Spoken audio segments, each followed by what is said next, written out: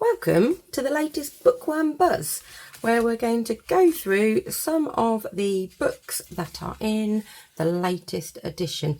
Now, if you would prefer just to download and have a look at this at your leisure, I'll pop the link in the description below of where you can download the latest Bookworm Buzz. So this time around, we're going to be looking at worries, refugee awareness. We've got the illustrator spotlight, frogs, some new graphic novels, autistic characters, some audiobooks, some favourites, which are all farmyard based this time, a little poetry, and if you like The Hobbit, what you could try next, as well as a mid-autumn festival book as well. So, first off, we're going to have a look at the worries. Now, I will try and put, I've not done it before, but I'm going to try to see if I can put the timestamps on this, so that if there's a particular section that you want to look at, you'll be able to whiz through to find that. So first up, we've got Ruby's Worry. Now, Tom Percival does, and I wonder, yes, there is normally a little bit in the back somewhere, the big bright feelings, and they are based around different emotions. They're absolutely brilliant books. My daughter absolutely loves them, and they are perfect read to be able to help kind of unpick some of those big feelings that our little ones can have. The Worryosaurus is another one. I'll do a little flick through of this one as well.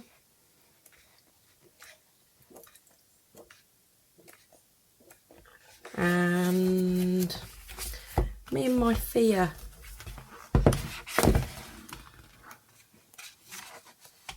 Love the colour palette in this one, and it's how this kind of fear goes from something really small to something much bigger, and how that gets dealt with. And then a new release is A Totally Big Umbrella, and again with this one, it's how kind of sometimes we can kind of try and protect ourselves kind of so much from things that actually we lose sight of being able to experience things as well. So they're a really great selection, and I put this up for kind of this edition because actually I find September's one of those times of year where worries can really come out, because there's lots of new kind of maybe starting school, new classes, etc. So, but they're also good for any time of year as well. So moving on, next we're going to have a look at the refugee awareness books. I feel like I've got a massive pile of books with all of these here, and I do feel like the chances are you're just going to hear a massive crash at some point as they all just come tumbling down. So I've got a few different ones kind of here. We've got kind of these kind of ones on either side that are more for kind of a slightly older kind of Key Stage 2 audience, with the picture book in the middle being suitable kind of more for a younger age. The No Refuge is a graphic novel, and it's a follow-on from the first book, which is No Country. And I think it's really nice to see graphic novels kind of placed in a very different kind of genre. So those are them. Let's move those over. We have the Saving the Butterfly, and this looks very gently at kind of a brother and sister, and I think it's a brother and sister. It's been a while since I've read it. It could be two sisters. I'm trying to think. Oh no, it's brother and sister. I had got it right. And there's kind of a butterfly that's kind of trapped, and it's very much a kind of metaphor for kind of the situation, kind of that how they're feeling and how things kind of take time to get settled. So really beautiful book, can definitely give rise to some really deep thinking as well. This one's a really popular book that's often used in Key Stage 2. So it's, you can kind of see it's quite a chunky kind of read. I do like there's quite good kind of spacing between the lines, which makes it much easier to read within here. The chapters, I would say, are kind of a standard sort of length. They're not too short, but they're not too long kind of either. And it's definitely a very good read and one that I'd highly recommend. Next up in the Bookworm Buzz, we've got the Illustrator Spotlight on Dapo. Now, I can't find my other couple of these, but I have got kind of Look Up and another one, kind of Hey You as well. I think kind of Look Up was kind of probably one of the ones that really kind of pushed Dapo into the spotlight. His illustrations are just lovely. They're so full of warmth and energy.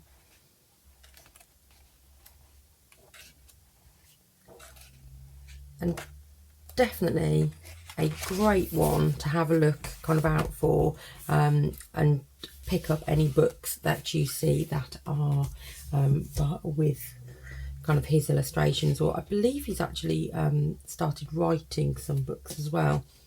Well, I've gone out of order here. I've got Gina Kaminsky's trying to rush in, but it's not her turn yet, so we'll come back to you, Gina. We've got frogs next. So these are the couple of frog books. We love a book about frogs. Now both of these are Flying Eye.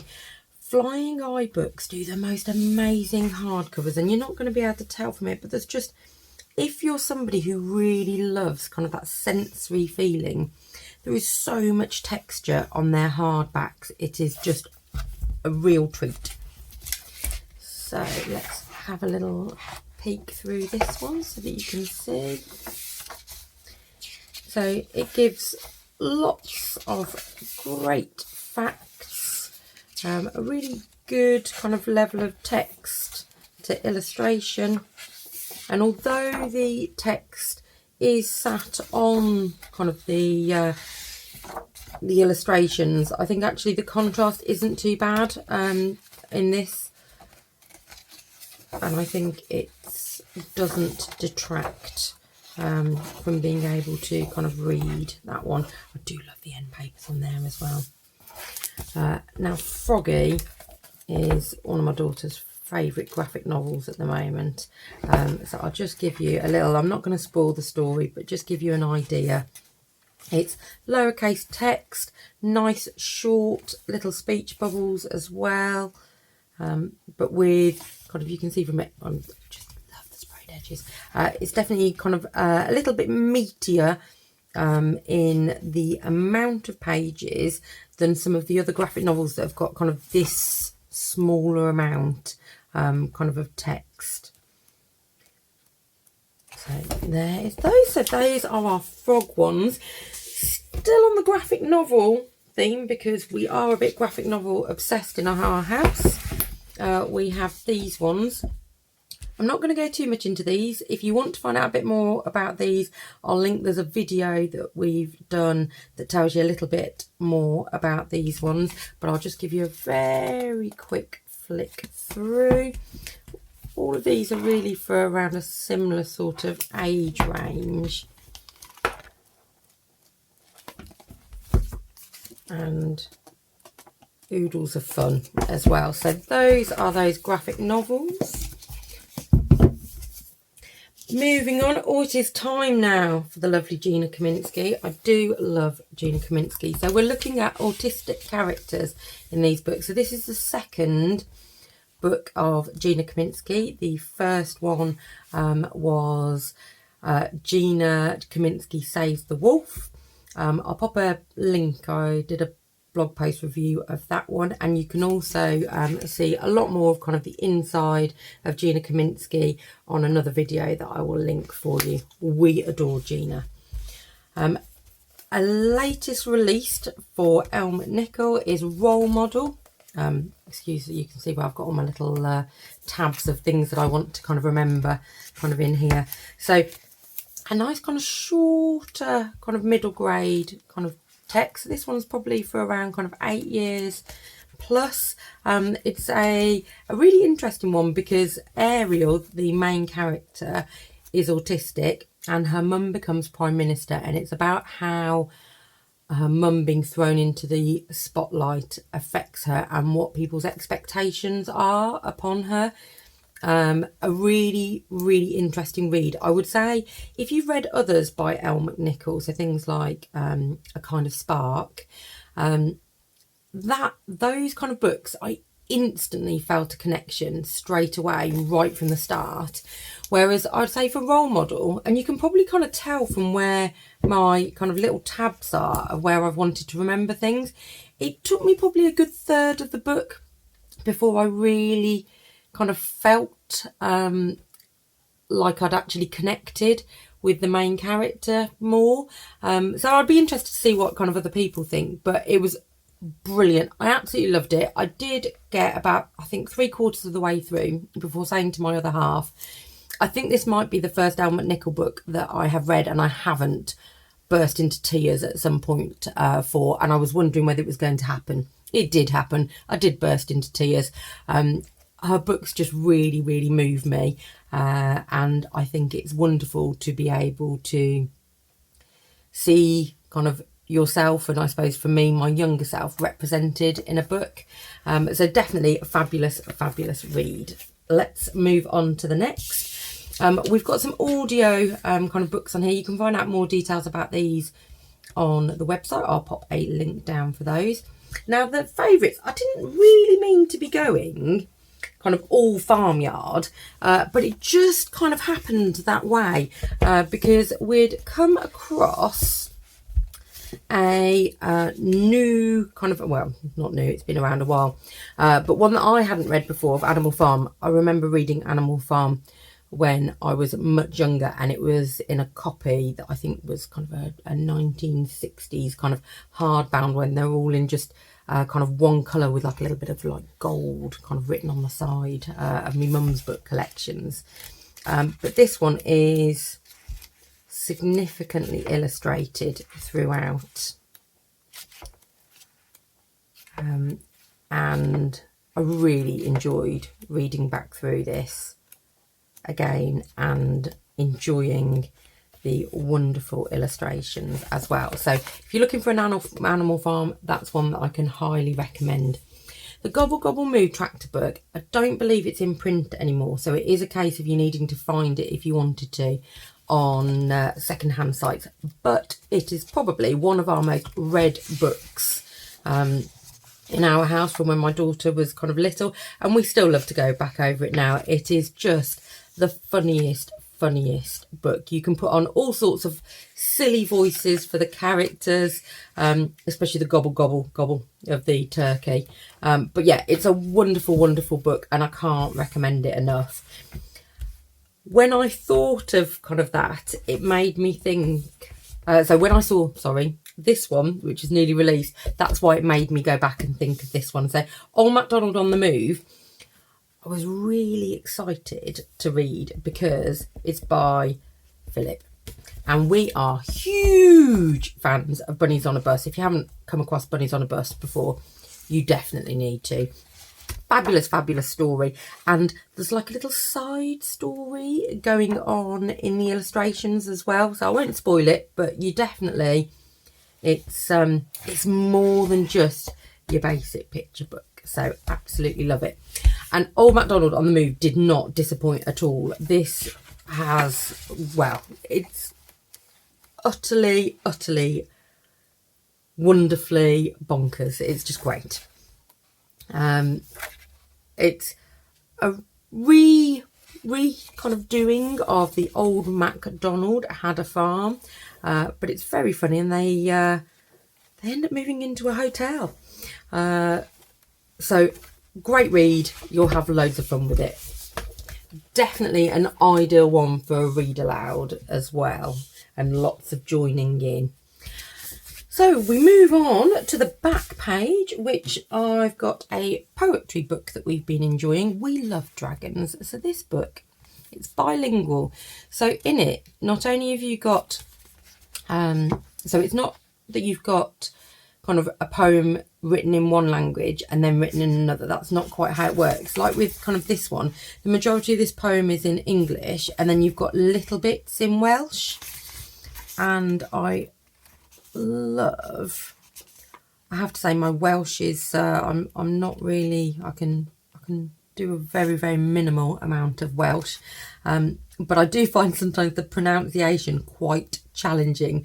So this is quite a fun one to have a go through and enjoy the poems. And I do love kind of poetry books where you can just dip in and out and you get kind of little notes within as well. So yeah, a great one if you're looking for some poetry reads. Now, I was obsessed with The Hobbit as a child, absolutely obsessed. I got into lots of trouble for hiding in my classroom was one of those prefab huts, if you remember those. Probably telling my age. And instead of going out to play, I kind of hid myself in the book corner reading The Hobbit until I got caught. But luckily, my teacher was very, very cross, but my head teacher was a real bookworm just like me, who then gave me the book to be able to take away and carry on reading. I think I owe him quite a lot to why I have such a love of books. So there's lots and lots of different versions of The Hobbit. So this is one of my favourite versions that I have enjoyed.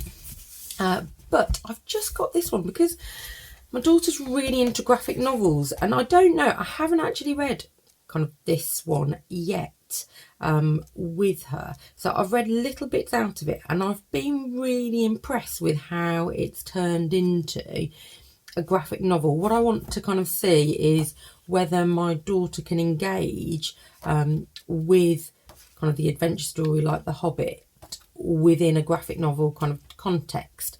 So we shall see, and I'll let you know what we think. But that's those. But where we started off with this is, if you like The Hobbit, then these are some of the books that I would recommend. Now, I don't have all of them because Frostheart we actually got from the library, but these, so Greenwild, there's a series of Greenwild, and fabulous read, absolutely loved it. Again, this one is quite a recent release, which is the Green Kingdom. Hedge Witch is again one that there's a series, I think there's 4 of them out now. Absolutely love this series, and would recommend it highly. And Frostheart as well is another one that really fits that theme. You're kind of thinking like magic, adventure, and it's just, yeah, brilliant reads. Funny enough, it's almost like kind of new. They're all very green. I wonder whether that's like the theme of kind of, it's magic and adventure. Last one up for today, we've got The Moon Rabbit, and this one is a great book for looking at kind of a text for the Mid-Autumn Festival. So it's really beautifully illustrated and goes through a very well-known Chinese fable myth. So there we go. So I hope you've enjoyed this whistle-stop tour of going through some of the books in the latest Bookworm Buzz. You'll find previous Bookworm Buzz. The last one is kind of up on video. You can find other ones on the website. Although they come out at particular times, it doesn't mean that you have to be kind of looking at them at a particular date. Like I say, kind of all these books would be kind of really good for any time of year. So thanks ever so much for watching, and I'll catch you next time.